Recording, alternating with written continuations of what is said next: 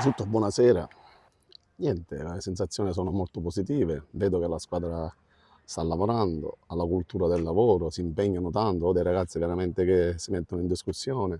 Ho trovato un ambiente importante, un ambiente bello, un ambiente pulito, quindi si può lavorare tranquillamente. Stiamo lavorando ed è da una settimana che lavoriamo intensamente. Domani abbiamo una piccola sgambatura ad Alcamo, vediamo un po' di testare qualche giocatore, ci stiamo conoscendo, siamo sulla strada giusta. Diciamo che a me mi hanno chiesto di fare un campionato di transizione, mi hanno chiesto di fare un campionato per divertirci, un campionato dove con una salvezza tranquilla, però vediamo, strada facendo, vediamo dove ci possiamo collocare. Sono due realtà diverse, Mazara è una piazza grossa, Mazara sono molti tifosi, sono ambiziosi, quindi abbiamo fatto 4 anni bellissimi, ci siamo divertiti. L'ultimo anno è stato disastroso perché è successo quello che è successo, senza soldi, senza società, senza diciamo quello che è successo, cioè, siamo costretti a retrocedere.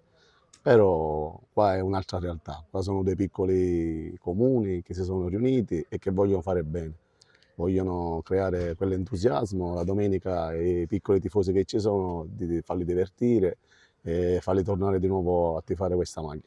Effettivamente era già da qualche anno che scricchiolava il progetto, che c'erano delle situazioni che non andavano, abbiamo tirato, infatti io l'anno scorso, se vi ricordate, all'inizio del campionato mi hanno chiamato per rifare la nuova allenatore, io non ho accettato perché vedevo che le cose non erano messe bene. E hanno fatto la squadra, hanno fatto quello che hanno fatto quello, i 7-8 punti iniziali e poi è successo quello che è successo.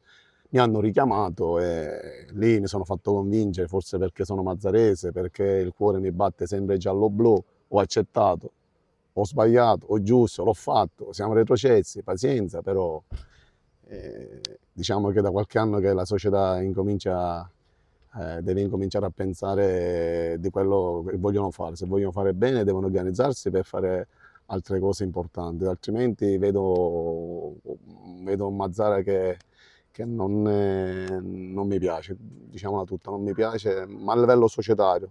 Ci voglio qualche piccolo imprenditore che si avvicina e che aiuti questi colori. Ovviamente sì, è normale, per la prima volta giocare contro il mio Mazzara non è facile, però io alleno il Borgetto e sinceramente quando andremo lì, rispetto per il Mazzara, per la maglia, ma voglio che vinca il Borgetto.